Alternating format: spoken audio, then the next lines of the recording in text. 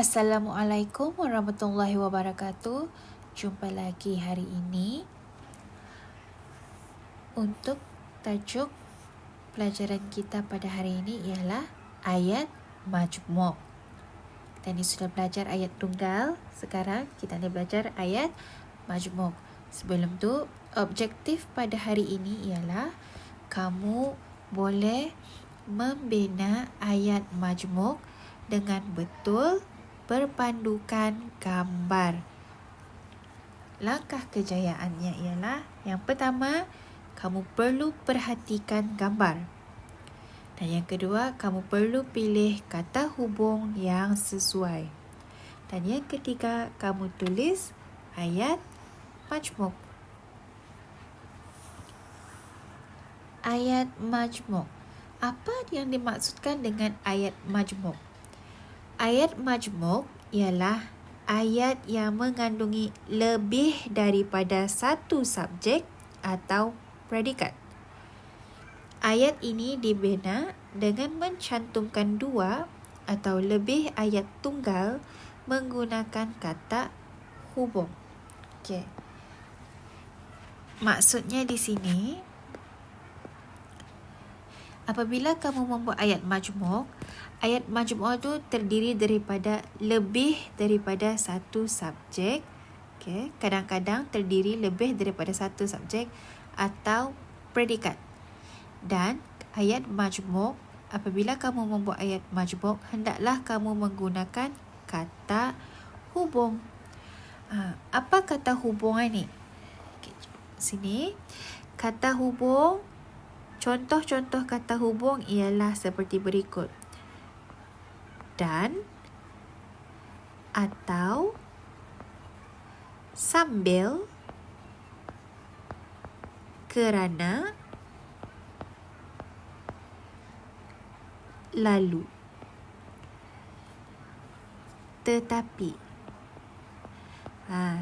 Jadi, apabila kamu buat ayat majmuk, selalunya mesti ada antara 6 kata hubung ni. Dalam ayat majmuk boleh ada dan, boleh ada atau, boleh ada sambil, ada kerana, lalu ataupun tetapi. Okey, mari tanya lihat ayat contoh. Ashraf suka bermain bola. Ashraf suka menyanyi. Yang ni adalah ayat tunggal.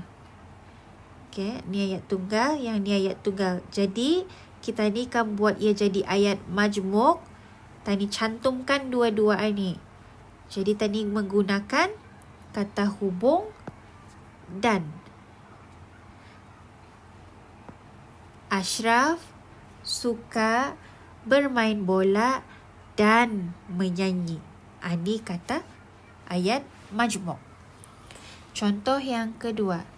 Bayi itu menangis. Bayi itu lapar. Jadi, dua ayat tunggal ni kita dicantumkan. Jadi, bayi itu menangis dan digunakan kata hubung kerana. Bayi itu menangis kerana lapar. Okey. Dan lihat contoh di sini. Mereka menonton televisyen sambil makan keropok. Yang ni, gariskan. Lelaki itu ayah atau pakcik kamu. Gunakan kata hubung. Yang ketiga, kereta itu terbabas lalu terjunam ke dalam sungai. Dan yang keempat, Rohaya dan Jenny suka menyanyi. Okay, jadi ini nanti kamu gariskan sendiri. Okay. Kalau kamu ingat yang lihat video ayat tunggal, ada tadi buat yang macam ni. Okay. Cikgu ambil semula gambar ni untuk kita ni membuat ayat majmuk. Jangan lupa ayat majmuk mesti ada kata hubung. Dan atau kerana, sambil, tetapi, lalu. Okay. Jadi kita ni cuba gunakan ayat tunggalan ni dijadikan ayat majmuk. Nombor 1. Murid sedang beratur. Kita ni lihat gambar nombor 1. Jadinya cikgu guna kata hubung dan. Murid dan guru sedang beratur. Sudah jadi ayat majmuk. Okay. Yang kedua, harimau itu dalam sangkar. Jadi, pilih kata hubung yang sesuai. Cikgu gunakan kerana. Harimau itu dalam sangkar kerana sangat bahaya. Okay. Nombor 3. Pak Abu menggambar buaya. Pilih kata hubung yang sesuai. Pak Abu menggambar buaya sambil. Sambil apa?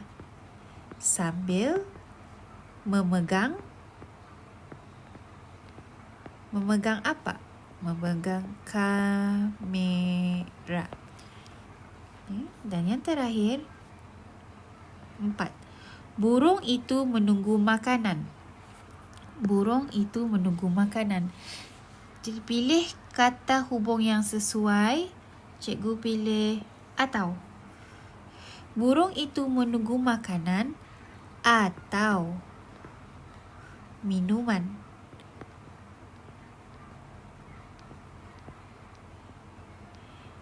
Perlu kamu ingat, apabila kamu menggunakan atau, mesti diakhiri dengan tanda soal.